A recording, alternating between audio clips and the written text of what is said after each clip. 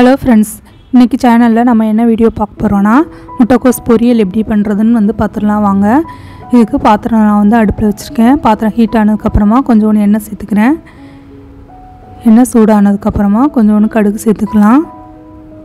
இப்போ எண்ணெய் ஹீட் ஆகிடுச்சு. கொஞ்சோண்டு கடுகு சேர்த்துக்கிறேன். கொஞ்சோண்டு சீரகம் சேர்த்துக்கிறேன்.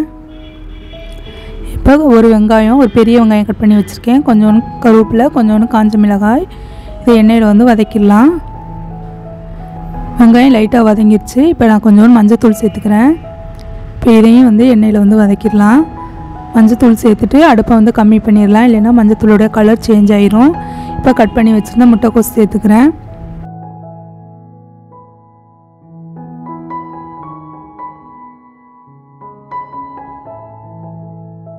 முட்டைக்கோஸ் சேர்த்தாச்சு. இப்போ இதை நல்லா எண்ணெயில் வதக்கிடலாம். இதுக்கு தண்ணி எதுவும் சேர்க்க வேணாம். இப்போ நல்லா மிக்ஸ் பண்ணியாச்சு. இதுக்கு தேவையான அளவுக்கு உப்பு சேர்த்துக்கிறேன். உப்பு சேர்த்து நல்லா மிக்ஸ் பண்ணி விட்டு நம்ம மூடி போட்டு ஒரு 5 மினிட்ஸ்க்கு வச்சிடலாம். மூடி வச்சுட்டு அப்பப்போ நம்ம திறந்து கிண்டியும் விடணும், இல்லைன்னா அடியில் பிடிச்சிரும். முட்டைக்கோஸ் நம்ம தண்ணி எதுவும் சேர்க்கலை, அதனால் நம்ம அப்பப்போ திறந்து இதை கிண்டி விட்டுட்டுருக்கலாம்.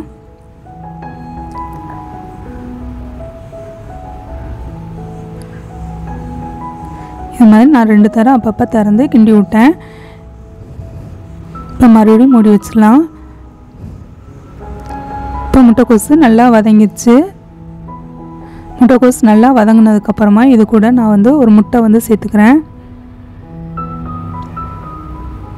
முட்டை சேர்த்து முட்டையை ஃபஸ்ட்டு நல்லா வதக்கிட்டு அதுக்கப்புறமா முட்டைக்கோஸோடு நம்ம சேர்த்துக்கலாம். இப்போ முட்டை உடச்சி ஊற்றியாச்சு. இப்போ முட்டையை நான் பொடி மாஸ் பண்ணிக்கிறேன். முட்டையை பொடி மாஸ் பண்ணிவிட்டு அதுக்கப்புறமா நான் முட்டைக்கோஸ் கூட மிக்ஸ் பண்ணிக்கிறேன்.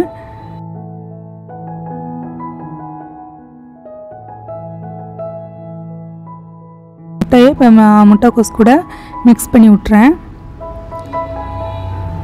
முட்டைக்கோஸ் முட்டையோடு நல்லா மிக்ஸ் பண்ணுற அளவுக்கு நம்ம இதை கிண்டி விட்டுறலாம்.